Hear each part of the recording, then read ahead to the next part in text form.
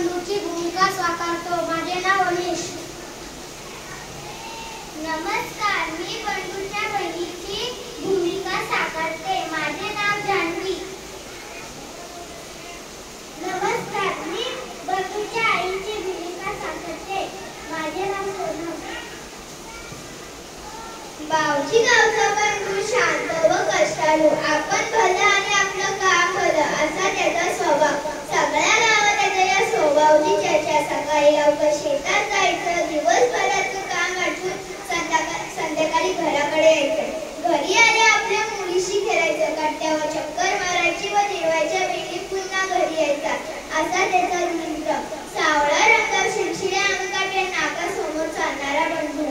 एका वर्षी पीक पाणी बरं झाल्यावर बंधूने कुटुंबासाठी नवे कपडे व स्वतःसाठी इजार शिवली. धोंडू मामांचे कपडे शिवले खरे, पण त्याचा अंदाज जरा चुकला. पुढे इजार जरा लांब झाली, चांगली 4 बोट. आता पुन्हा धोंडू मामांकडे जायचे लागेल. अगं ऐकतेस का? इजार कापून 4 बोट टाक घालतीस का? अहो, सकाळ सकाळी काय आहे? जेवण बनवायचं आणि त्याच्या शाळेत जायचं. मला नाही जमणार. सुबे, ए सुबे, इजार जरा कापून 4 बोट टाक घालतीस का? नाही दादा, मला केवढा अभ्यास आहे. आता कॉलेजची वेळ होईल. तू आईला सांग की. आई, ए आई, इजार कापून जरा 4 बोट टाक घालतीस का?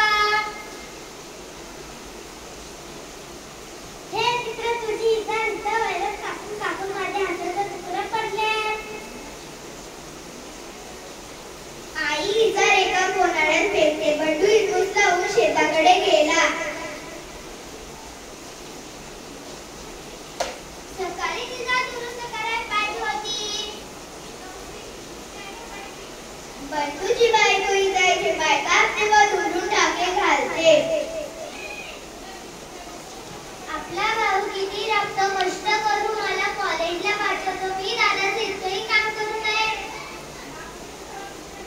बंडूची बहीण इजारची पाय कापते व धुंडून टाके घालते. उगाच खेकसल्या कोणावर एवढा राग लागतोय पोरगा? बंडूची आई इजारची पाय कापते व धुंडून टाके घालते. आपलं काम आपणच केलेलं बरं.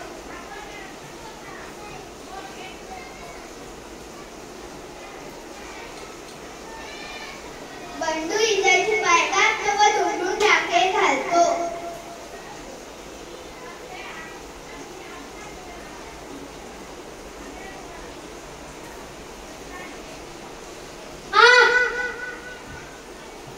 सर्वजण आश्चर्याने पाहतात.